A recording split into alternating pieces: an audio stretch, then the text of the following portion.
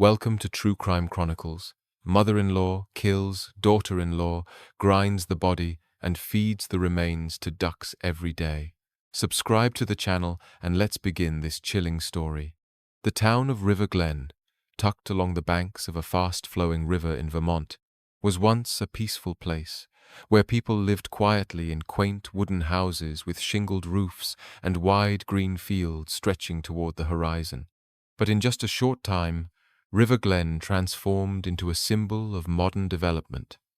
Multi-story homes sprang up like mushrooms after the rain.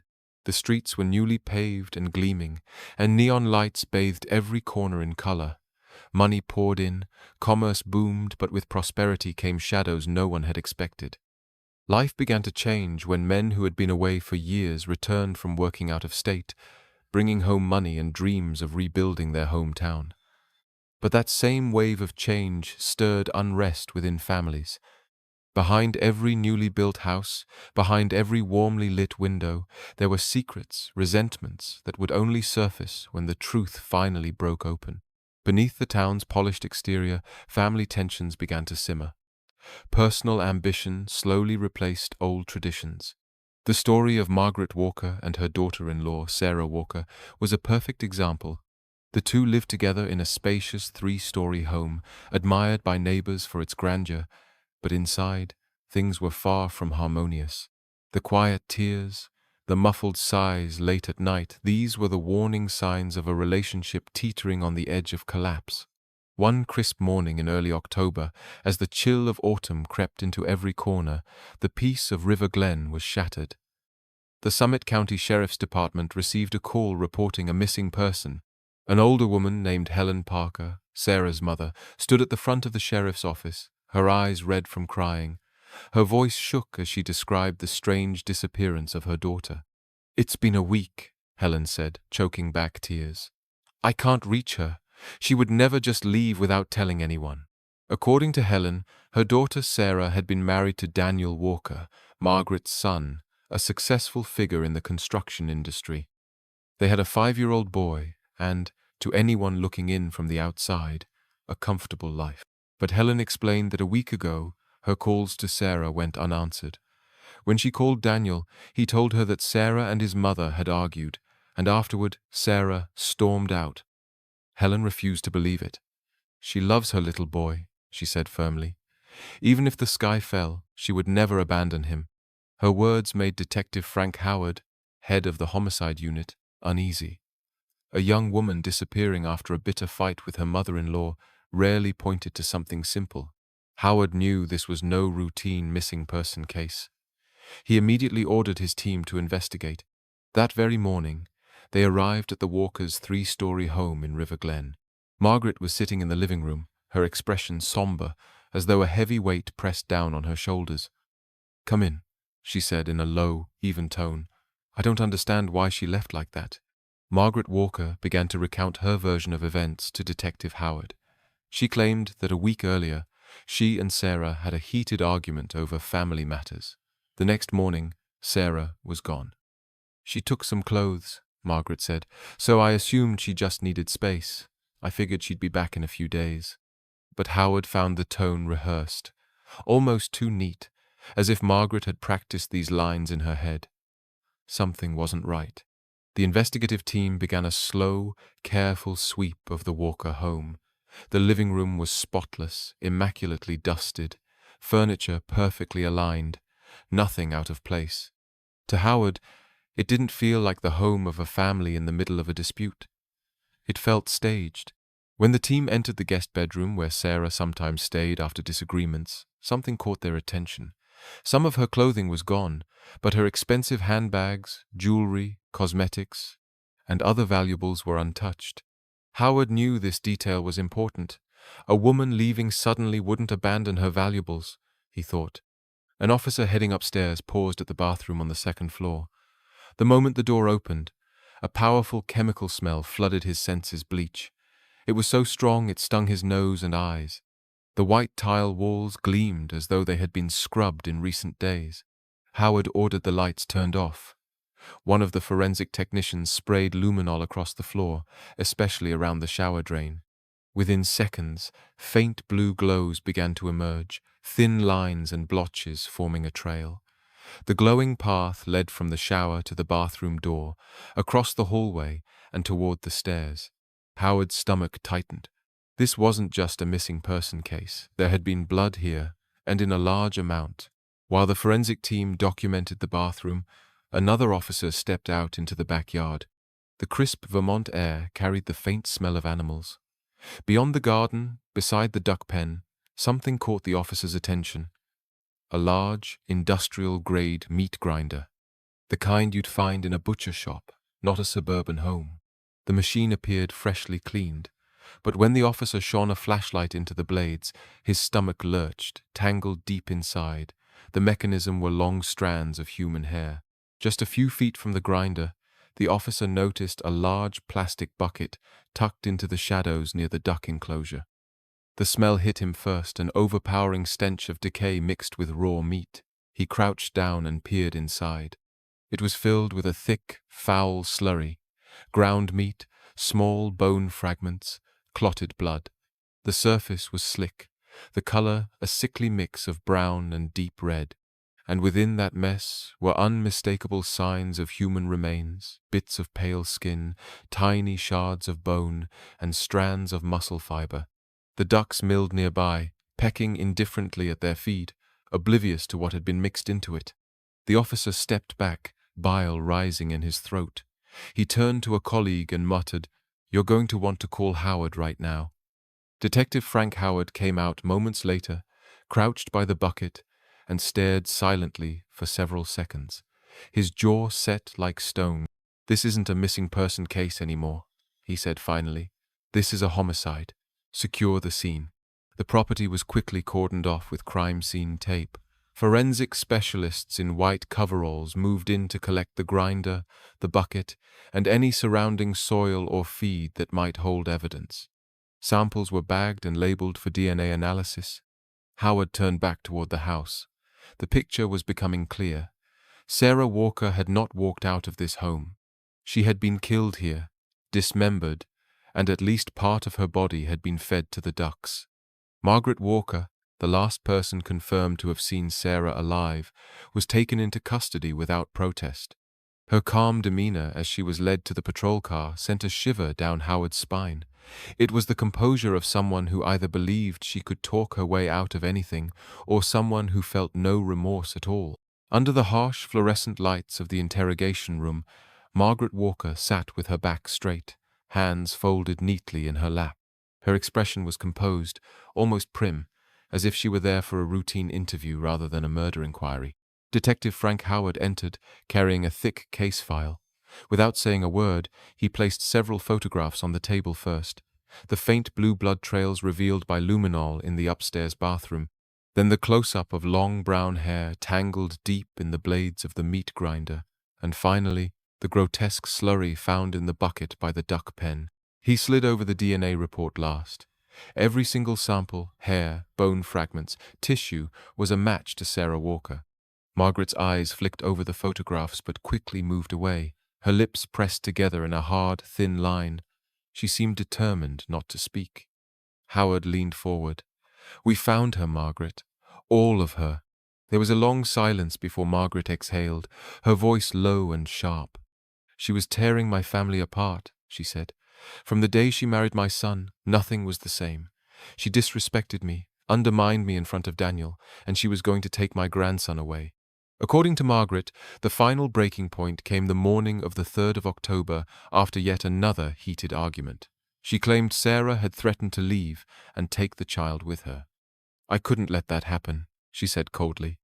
She described brewing Sarah a cup of tea laced with a powerful sedative. Once Sarah collapsed unconscious, Margaret dragged her into the upstairs bathroom and strangled her until she stopped breathing.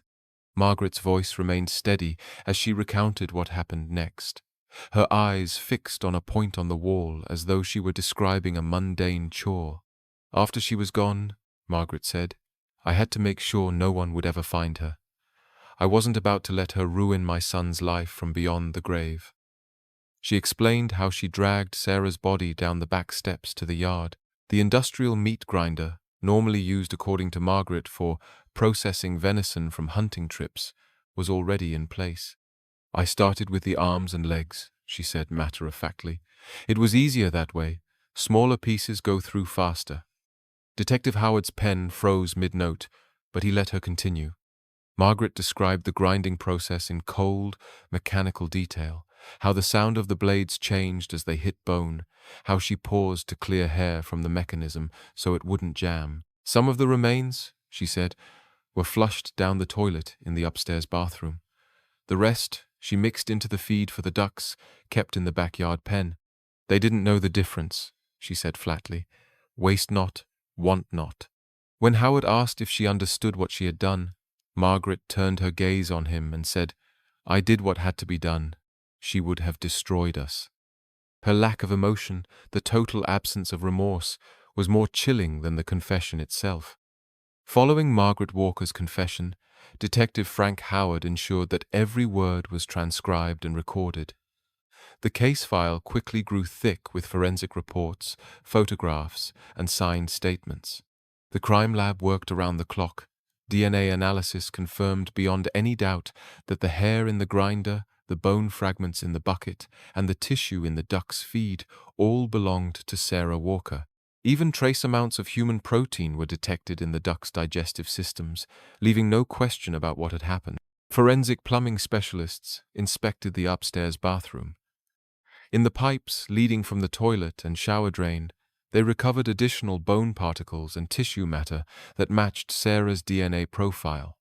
The pathologists were able to reconstruct enough evidence to confirm strangulation as the cause of death, noting bruising on the laryngeal cartilage and fractured hyoid bone among the recovered remains. Meanwhile, the prosecution began building their timeline. Morning, the 3rd of October. Heated argument between Margaret and Sarah. Shortly after, Margaret prepares tea laced with sedatives. Mid-morning, Sarah loses consciousness. Margaret strangles her in the upstairs bathroom. Afternoon, Margaret dismembers and grinds the body using the industrial meat grinder. Later that day, remains are disposed of, some flushed, some mixed into duck feed. Prosecutor Elaine Carter reviewed the evidence with Howard and shook her head. "This is one of the most premeditated, cold-blooded acts I've ever seen." With the confession, physical evidence, and forensic findings aligned perfectly, the state filed formal charges: first-degree murder, abuse of a corpse, obstruction of justice, and tampering with evidence. Margaret Walker was transferred to the county jail to await trial. News of the arrest and the grisly details spread through River Glen like wildfire. What had once been a quiet Vermont town was now swarming with reporters, satellite trucks, and camera crews parked along Main Street. Neighbors who had once waved politely to Margaret Walker now spoke in hushed, shocked tones.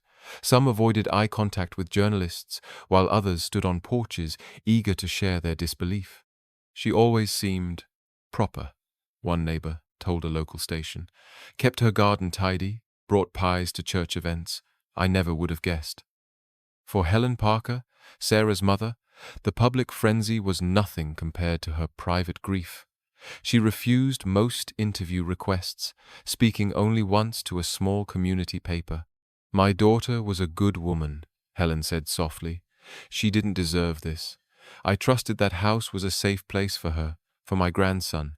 The little boy was now in Helen's care, too young to fully grasp what had happened, though he asked for his mother every night. Helen's sister said, "We tell him she's gone to heaven, but it's breaking his heart and ours." Meanwhile, prosecutors continued preparing for trial. They knew the defense might try to claim emotional distress or provocation, but with the level of planning, the physical evidence, and Margaret's own chilling statements, they felt confident in their case. Detective Frank Howard, though seasoned in homicide work, admitted to colleagues that this case unsettled him more than most. "It's one thing to kill," he said. "It's another to feed the victim to animals like it's nothing." As winter approached, the date for Margaret Walker's arraignment was set. The courthouse prepared for a media storm. On the morning of Margaret Walker's arraignment, the Summit County Courthouse was surrounded by a crush of reporters and curious onlookers. Sheriff's deputies escorted Margaret from the transport van to the courthouse doors, her wrists bound in handcuffs, her face impassive behind thick glasses. Inside the packed courtroom, Judge Evelyn Marsh presided. The charges were read aloud: first-degree murder, abuse of a corpse, obstruction of justice, tampering with evidence. Margaret stood as each charge was announced, showing no visible reaction. Her court-appointed attorney, Robert Klein, entered a plea of not guilty on her behalf. Prosecutor Elaine Carter outlined the state's position in a brief but damning statement. The evidence will show that the defendant planned, executed, and attempted to conceal one of the most disturbing homicides this county has ever seen. We will prove beyond any reasonable doubt that she acted with premeditation and malice. Klein, in turn, hinted at a defense centered on emotional strain and mental instability, telling the court, "This is a tragedy born of deep family conflict, not cold-blooded evil."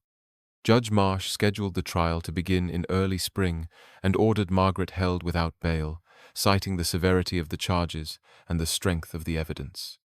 As deputies led her from the courtroom, flashes from photographers lit up the hallway. Margaret kept her head high, ignoring the shouted questions from reporters. Outside, Helen Parker clutched her sister's arm, holding back tears. "We're going to see this through," she said quietly. The first day of Margaret Walker's trial drew an even larger crowd than her arraignment. Lines formed outside the courthouse before sunrise, with journalists setting up cameras to capture every moment. Inside, the jury, 7 women and 5 men, was seated and sworn in. Judge Evelyn Marsh reminded them of their duty, to decide the case solely on the evidence presented in court. Prosecutor Elaine Carter began her opening statement with a calm but steady voice. "Ladies and gentlemen of the jury, this is not a case of sudden rage. This is a case of careful planning, deliberate execution, and calculated concealment.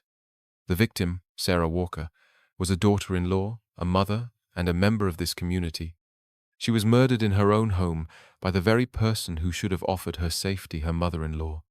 Carter walked the jury through the timeline, describing the sedative-laced tea, the strangulation, and the dismemberment with the industrial meat grinder.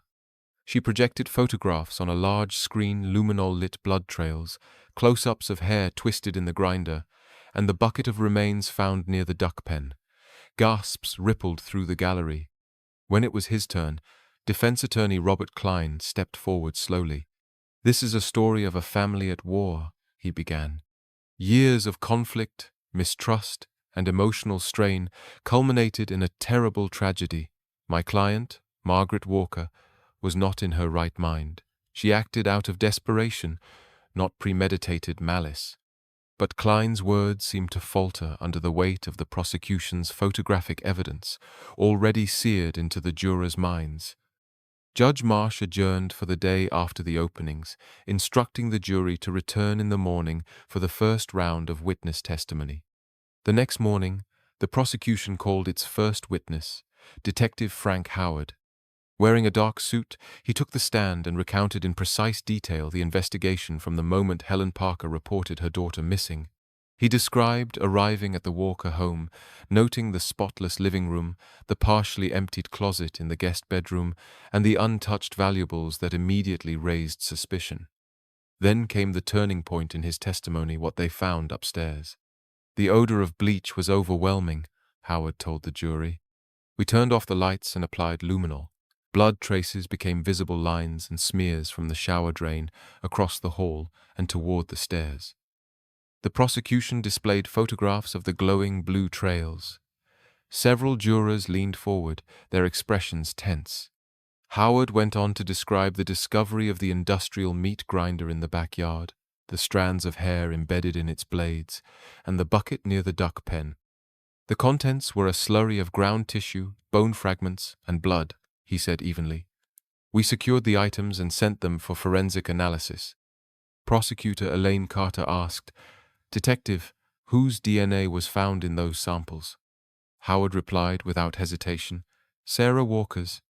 Next, the prosecution called forensic analyst Dr. Laura Bennett, who explained the lab results in layman's terms for the jury. The matches were conclusive, and human remains were found not only in the grinder and bucket, but also in the duck's digestive tracts and in the bathroom plumbing. The courtroom was silent except for the scratch of pens as jurors took notes. The prosecution's next witness was Dr. Michael Harris, the county's chief medical examiner. Taking the stand, he spoke with the calm precision of someone who had testified in dozens of homicide trials, though the weight of this case was evident in his tone. Dr. Harris began by explaining that while the remains recovered were incomplete, they were sufficient to determine a cause of death. Bruising on the laryngeal cartilage and a fracture to the hyoid bone are classic indicators of manual strangulation, he said, pointing to enlarged photographs displayed for the jury. He confirmed that Sarah Walker was alive when the fatal injuries were inflicted and that she would have lost consciousness within seconds, death following within minutes. The medical examiner then described the post-mortem dismemberment. The cuts and crushing patterns on bone fragments were consistent with an industrial-grade meat grinder. The material was processed into pieces small enough to be flushed through household plumbing or mixed with animal feed, Dr. Harris testified. When asked by prosecutor Elaine Carter if there was any medical evidence to suggest an act of self-defense or accidental death, Dr. Harris shook his head firmly. No, this was a deliberate act, he stated. Several jurors looked visibly disturbed as Carter concluded. So, doctor, in your professional opinion, the cause of death was manual strangulation, followed by intentional dismemberment, Dr. Harris answered. The judge allowed a short recess to give everyone a moment to collect themselves. When court resumed, the prosecution called Helen Parker, Sarah Walker's mother. She walked slowly to the witness stand, her hands trembling slightly as she was sworn in. Her voice was soft but clear as she began. Sarah was my only daughter, she said, glancing briefly toward the jury. She was a wonderful mother to her little boy. She loved him more than anything. Helen recounted the last time she spoke to Sarah, about a week before she was reported missing. She sounded upset, Helen said. She mentioned that she and Margaret, her mother-in-law, had been arguing more often, but she told me not to worry, that she'd figure it out.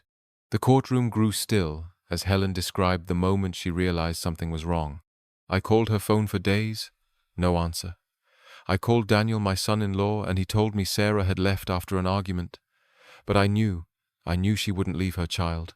Not for anything. Tears welled in Helen's eyes as she recounted walking into the sheriff's office to report her daughter missing. I told them Sarah must be in danger, and I was right. Prosecutor Elaine Carter asked, Mrs. Parker, in all your years knowing your daughter, did you ever know her to disappear without telling anyone? Never, Helen said firmly, her voice breaking. She would never do that, and she would never leave her boy. As she stepped down from the stand, several jurors avoided looking directly at her, their expressions a mix of sympathy and resolve. The prosecution's next witnesses were two of the Walkers' neighbors, Linda Harper and Mark Reynolds. Both had lived on the same street for over a decade and knew the family well enough to notice changes in routine. Linda Harper was called first. She testified that on the evening of the 3rd of October, she had been outside watering her plants when she noticed an unusual amount of activity in the Walker backyard. I saw Margaret near the duck pen, Linda said. It was dark, but the yard lights were on. She had a large bucket and was pouring something into the feed trough. I remember thinking it was odd because she usually fed them in the morning. When asked by prosecutor Elaine Carter if she could see what was in the bucket, Linda shook her head. Not exactly, but it didn't look like regular feed. It was wet, darker in color, and the smell strong, like raw meat. Next, Mark Reynolds took the stand. He recalled hearing the sound of machinery from the Walker property earlier that same day. It was a grinding noise, Mark said, loud enough to hear over my lawnmower. It went on for a while, then stopped suddenly. Carter asked if he had ever heard that sound before. Once or twice, Mark admitted. I knew they had a meat grinder, but I figured they used it during hunting season. October seemed early for that. Both neighbors stated they found Margaret's demeanor in the days after Sarah's disappearance unusually calm. She didn't seem worried, Linda added. If anything, she acted normal, too normal. Their testimonies reinforced the prosecution's narrative that Margaret had not only killed Sarah, but had also disposed of the remains methodically and without panic. The prosecution then shifted focus to the physical evidence, calling forensic specialist Dr. Laura Bennett back to the stand. She was tasked with explaining the technical findings in terms the jury could easily understand. On a large monitor, the prosecution displayed close-up photographs of the industrial meat grinder. The images showed the interior blades and the clumps of brown hair tangled deep inside. Dr. Bennett confirmed the hair belonged to Sarah Walker, matching her DNA profile exactly. Next, the jury was shown photographs of the plastic bucket recovered near the duck pen. Its contents had been carefully collected, labeled, and tested. Dr. Bennett described the results. Analysis revealed a mixture of human skeletal remains, muscle tissue, and connective fibers. The bone fragments ranged from 1 to 5 millimeters in size, consistent with having been processed through an industrial grinder. The prosecution then presented a series of images from the luminol testing in the upstairs bathroom. The glowing blue trails mapped out the movement of blood from the shower drain, across the floor, into the hallway, and toward the stairs. Dr. Bennett explained, "The distribution of blood patterns indicates the body was moved post-mortem. The concentration near the drain suggests extensive cleaning efforts took place in that location." Finally, she addressed the evidence collected from the ducks themselves. "We obtained crop and gizzard contents from several birds. Testing confirmed the presence of human proteins and DNA that matched Sarah Walker." The jurors listened in silence, some taking notes, others staring grimly at the photographs. The cumulative effect of the visual evidence was devastating, leaving little doubt about the prosecution's case. Defense attorney Robert Klein rose from his seat, buttoning his jacket as he approached the witness stand where Dr. Laura Bennett remained seated. His tone was polite but edged with skepticism. "Dr. Bennett," he began, "is it possible that the hair found in the grinder could have been there for some time, perhaps from an earlier, unrelated use?" Dr. Bennett met his gaze evenly. "No, sir. The condition of the hair, its moisture content, and the lack of decomposition indicates it was introduced into the grinder very recently, within hours of the other evidence being collected." Klein nodded slowly, then asked, "And the bone fragments in the bucket, could those have come from an animal rather than a human?" "They could not," Bennett replied firmly. "We conducted a full DNA analysis. The genetic profile matched Sarah Walker's in every test." "Shifting tactics," Klein suggested. "Given the complexity of forensic science, is there any possibility of contamination in the lab that could compromise these results?" Bennett shook her head. "Chain of custody was maintained at all times. Samples were sealed, logged, and stored according to protocol. There was no contamination." Klein paused, perhaps realizing the line of questioning was going nowhere, and tried one last angle. "So, in your expert opinion, all of this evidence, hair, bone, tissue, points directly to my client?" "Yes," Bennett said without hesitation. "It all points to Margaret Walker." The defense attorney thanked the witness and returned to his seat, his cross-examination having done little to shake the strength of the prosecution's case. When it was the defense's turn, attorney Robert Klein called Margaret Walker to the stand. The courtroom grew noticeably quieter as she walked slowly to the witness box, wearing a plain navy dress and her ever-present glasses. She was sworn in, then took her seat, hands folded neatly in her lap. Klein began gently. "Mrs. Walker, can you describe your relationship with your daughter-in-law, Sarah?" Margaret's voice was calm. "We had our differences. She had her ways of doing things. I had mine. Sometimes that caused tension." "Tell the jury about the day she disappeared," Klein prompted. Margaret took a breath. "We argued that morning. She said she was taking my grandson and leaving. I told her she couldn't just walk out on the family. She became very upset.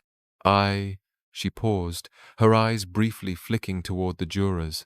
"I lost control." Klein pressed on. "What happened next?" "I made her tea," Margaret said. I put something in it to calm her down. I didn't want to hurt her. I just wanted her to stop shouting. Her tone remained measured, even when she admitted, "When she passed out, I panicked. I I put my hands around her neck. I didn't think. It just happened." Klein asked why she disposed of the body the way she did. Margaret's eyes hardened. "Because I knew no one would believe me. They'd think I planned it, and I couldn't let her take my grandson away, even in death." The courtroom was silent, except for the scratching of pens on jurors' notepads. Her words, meant to humanize her, only reinforced the image of someone who had acted with cold calculation. Prosecutor Elaine Carter rose from her seat, walking deliberately toward the witness stand. Her voice was firm, each question clipped and precise. "Mrs. Walker, you testified that you lost control, correct?" "Yes," Margaret replied. Carter held up a photograph of the industrial meat grinder. "Does losing control usually involve dragging a body to the backyard, dismembering it with this machine, and feeding the remains to ducks?" Margaret's lips pressed into a thin line. I did what I thought I had to do." "What you thought you had to do?" Carter's tone sharpened. "You didn't call 911, you didn't try to revive her. Instead, you retrieved an industrial grinder, processed her remains, flushed some down the toilet, and mixed others into animal feed. That's not panic, Mrs. Walker, that's planning." Margaret shifted uncomfortably in her chair but said nothing. Carter stepped closer. "You also cleaned the bathroom with bleach, correct?" "Yes." "You purchased that bleach 2 days before Sarah's death, didn't you?" Carter produced a receipt, handing it to the bailiff to show the jury. "That's called preparation, Mrs. Walker, not a moment of madness." Margaret's face flushed slightly, but her voice stayed even. "I keep cleaning supplies stocked."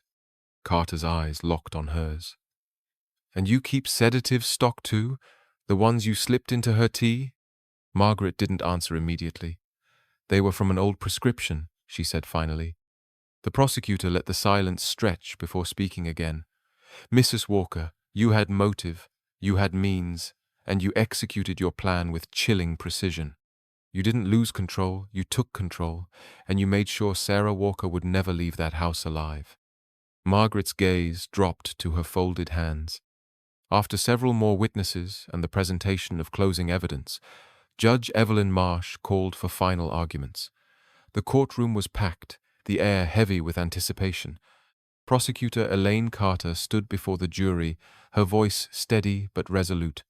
"Ladies and gentlemen, you have seen the photographs.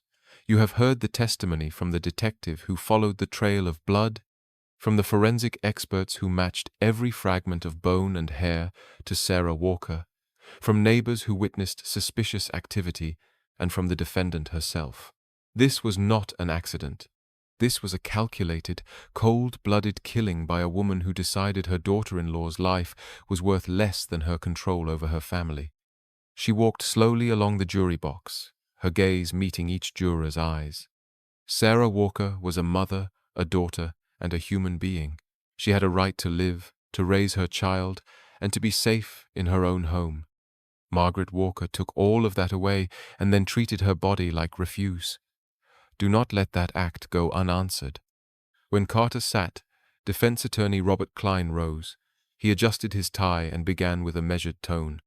"This is indeed a tragedy, but it is also the story of a woman pushed to the brink by years of family strife, emotional manipulation, and fear of losing her grandson.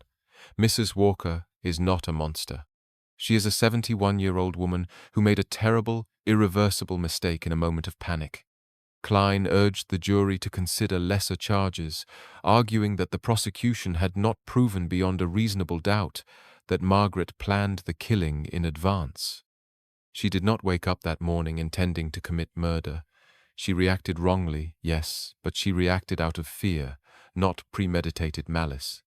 The judge reminded the jury that their duty was to weigh the evidence, not emotion, before dismissing them to deliberate. The jury retired to the deliberation room in the early afternoon.